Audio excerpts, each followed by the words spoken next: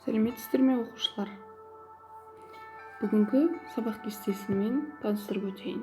Бізде бүгін алғашқы сабақ математика, екінші сабақ қазақ тілі, үшінші сабақ әдебиет, төртінші сабақ дене шынықтыру және бесінші сабағымыз көркем еңбек сабағы болады.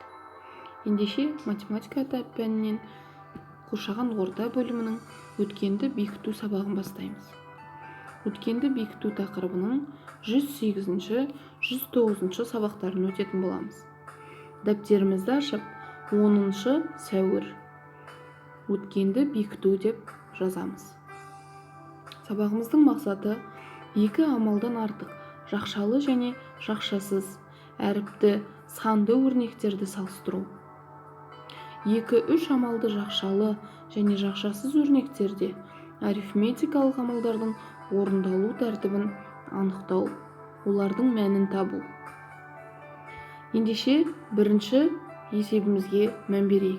Бұл 108 сабақтың бірінші есебі мен 109 сабақтың бірінші есебі балалар. Есебімізді шығарып бастамастан бұрын кешегі тақырыпта өткен ережемізді бір қайталап алайық.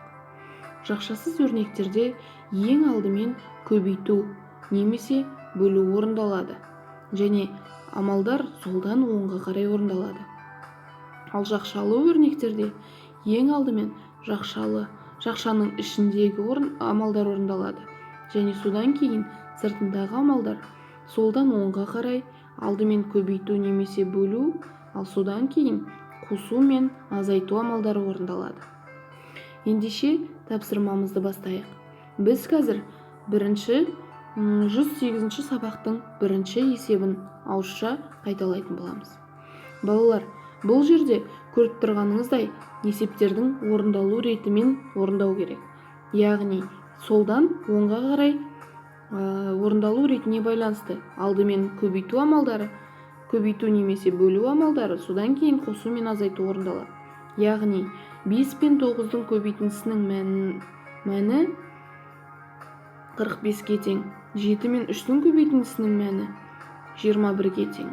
Яғни 45 пен 21-дің азайтындысының мәні балалар 24-ге тең екен. 24 дегеніміз электр құралдарын пайдаланбайтын уақытта өшіріп қой. Үнемде деген сөз.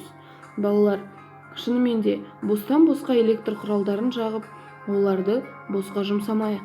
Электр құралдарын алу да аз еңбекпен келмейді. Сондықтан үнемді болайық. Келесі, 25 пен 15-тің айырмасын 5-ке бөл. Яғни бұл жерде бірінші бөлу амалы 15 пен 5-тің бөлінісінің мәні 3-ке тең, 25 пен 3-тің айырмасының мәні 22-ге тең екен балалар. Қоқыстарды сұрыптап сал, өңдеу кезінде жеңіл болады дейді. Балалар, шынымен де қоқыстарға арналған қазір барлық жерде әртүрлі жәшіктер қойылып жатыр. Сондықтан қоқыстарды өңдеуге жеңіл болу үшін арнайы жәшікшелеріне салған жөн. Келесі 15 пен 20-ның қосындысының мәнін 5-ке бөл. Яғни 20-ны 5-ке бөлсек 15 пен 4-тің қосындысының мәні 19-ға тең. 19 дегеніміз балалар суды үнемді пайдалану. Суды босқа ысыраптамай, босқа ағызбай, босқа шашпау. Келесі 16 мен 14-тің қосындысының мәнін 6-ға бөл. Жақша ішіндегі амалдар ең алдымен бірінші болып орындалады. 16 мен 14-тің қосындысының мәні 30-ға тең. 30 мен 6-ның бөлінісінің мәні 5-ке тең балалар. Электр энергиясын үнемдейтін шамдар алып жағамыз. Яғни үнемдейтін шамдарды сатып аламыз. Үнемдейтін шамдарды пайдалансақ балалар, электр энергиясын үнемдейміз. Электр энергиясы балалар өте көп еңбекпен алынады. Сондықтан электр тоқты да үнемдейміз.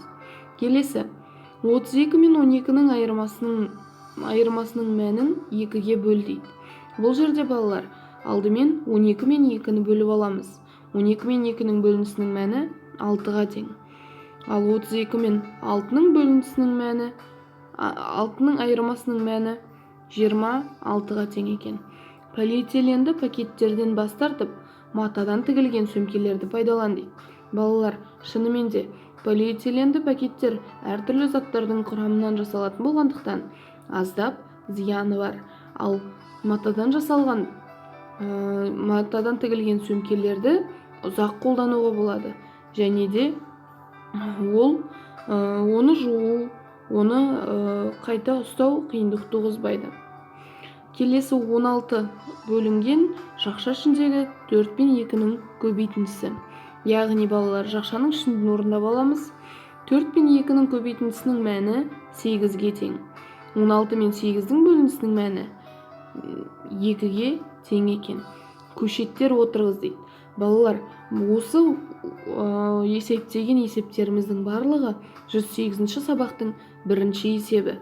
Яғни балалар, бұлардың барлығы қоршаған ортаны қорғауға арналған сіздерге деген қосымша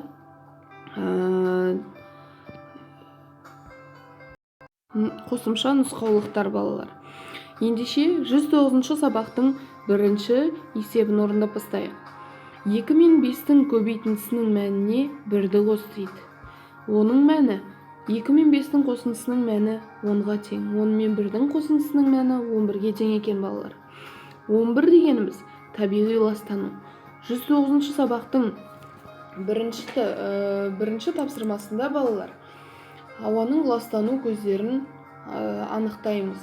Өрнектердің мәнін табамыз екен.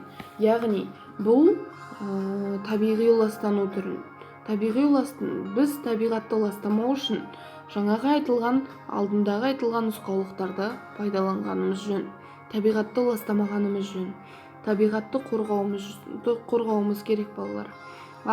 Табиғатқа серуенге шыққанда қоқыстарды арнайы жәшіктерге салып, далаға жаңағы серуенге шыққан жерімізде оттарды жағып қалдырмай, ұқыпты артымызды жинап жүруіміз керек екен. Келесі 4 пен 3-тің көбейтіндісінің мәніне 5-ті қос дейді. 4 пен 3-тің көбейтіндісінің мәні 12-ге тең. 12 мен 5-тің қосындысының мәні 17-ге тең екен балалар. 17 дегеніміз ол өндірістік ластану. Өндірістік ластану дегеніміз балалар, ол әртүрлі зауыттардың, фермалардан шығатын түтіндер. Бұл өндірістік ластану деп аталады. Келесі 4 пен 9-дың көбейтіндісінің мәніне 20-ны қос дейді. 4 пен 9-дың көбейтіндісінің мәні 36-ға тең. Ал 32 мен 20-ның қосындысының мәні балалар 56-ға тең екен. 56 дегеніміз көліктердің ластауы. Яғни көліктерден шығатын түтіндер ауамызды ластайды. Бұл да ластанудың бір түрі. Балалар, осы айтылған 3 ластану түрін алдын алу мақсатында біздер көбірек көшеттер отырғызып, жаңағы тоқты, суды үнемдеп, арнайы қоқыс жәшіктеріне артымызға қоқыс тастамайтын болсақ, ластану түрлері азаяр еді. Табиғатымызға солай азда болса көмек көрсетер едік. Ендеше келесі 3-ші тапсырмамызды орындайық. 3-ші тапсырманың нұсқасында балалар қаңтар айында 3 жем-шашар, ал ақпан айында одан 5 жем-шашар артық орнатты. Балалар барлығы неше жем-шашар орнатты? Есебіміздің шарты: қаңтарда 3 жем-шашар, ақпанда белгісіз, бірақ 5 жем-шашар артық орнатты. Қаңтарға қарағанда 5 жем-шашар артық орнатты. Және біз барлығын табуымыз керек. Енді біз алдымен ақпан айында неше жем-шашар орнатқанын тауып аламыз. Яғни қаңтар айындағы 3 жем-шашарға 5 жем-шашарды қосамыз. 3 пен 5-тің қосындысының мәні 8-ге тең. Ал енді ақпан айындағы 8 жем-шашарға қаңтар айындағы 3 жем-шашарды қосқанда барлығы 11 жем-шашар орнатқан екен. Осы есепке сүйене отырып, Б нұсқасын өздеріңіз дәптерге шығарыңыздар. Келесі балалар, 109 сабақтағы 3-ші тапсырма. 3-ші тапсырма бұл да шартты есеп. Есептерді шығар, кері есептер құрастырып, оларды шығар дейді. Балалар, бұл тапсырманы ауызша орындап өтейік.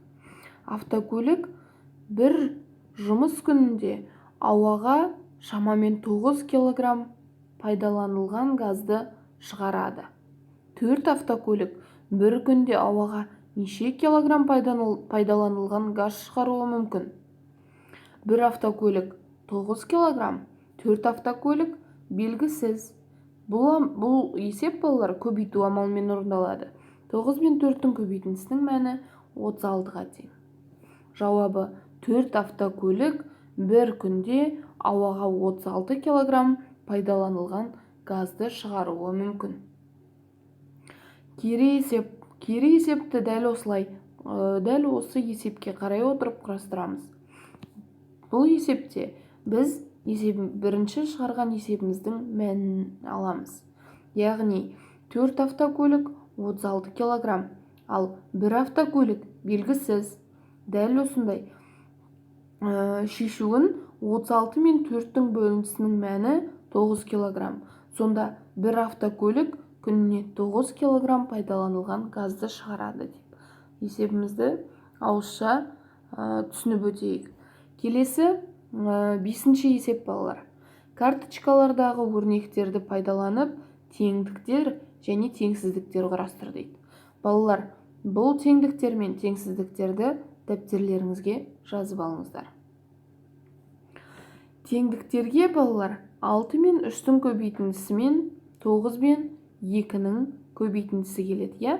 6 мен 3-тің көбейтіндісінің мәні 18-ге тең.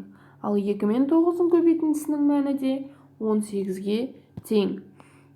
10 мен 5-тің көбейтіндісінің мәні мен 8 мен 4-тің көбейтіндісінің мәні 40-қа тең. Яғни бұл да теңдікке жатады. 12 мен 4-тің көбейтіндісінің мәні мен 9 мен 3-тің 12 мен 4-тің бөлінісінің мәні мен 9 мен 3-тің бөлінісінің мәні балалар 3-ке тең. Бұл да теңдікке жатады. Ал қалған есептер балалар теңсіздіктерге жатады. 6-шы есепті ауызша қайталап өтейік. Егер оқушы өрнектердің мәнін амалдардың орындалу реті бойынша есептеген болса, онда ол қандай өрнек болғаны? Сол өрнекті жаз. А нұсқасында 18 бен 2-нің бөлінісінің мәні 9-ға тең. 14 бен 9-ның қосындысының мәні 23-ке тең. Енді осыны 2 амалды есепке айналдыруымыз керек. Яғни 14 бен 18-дің қосындысының мәнін 8-ге бөл деп жазып көрейік. Бұл жерде біз бірақ бөлу амалын бірінші орындаймыз. 18 бен 2-нің бөлінісінің мәні 9-ға тең. 14 бен 18-дің қосындысының мәні 23-ке тең екен балалар. Келесі 5 бен 7-нің қосындысының мәні 12-ге тең. 12 мен 4-тің бөлінісінің мәні 3-ке тең. Яғни 5 бен 7-нің қосындысының мәнін жақшаға алып шығарып алғаннан кейін барып, оны 4-ке бөлеміз. Есебіміздің мәні 12-ні 4-ке бөлгенде 3 шығады. Келесі бұл нұсқасында 15 бен 3-тің қосындысының мәні 18-ге тең. Ал 18 бен 2-нің бөлінісінің мәні 9-ға тең. 15 бен 3-тің қосындысының мәнін жақшаға алып алайық. Алдымен 15 бен 3-ті қосып алсақ, мәні 18-ге тең болды. 18-ді 2-ге бөлгенде балалар 9-ға тең болды. Жарайсыздар балалар, табиғатымызды қорғап, аялап жүрейік. Ендеше үй тапсырмасын алайық.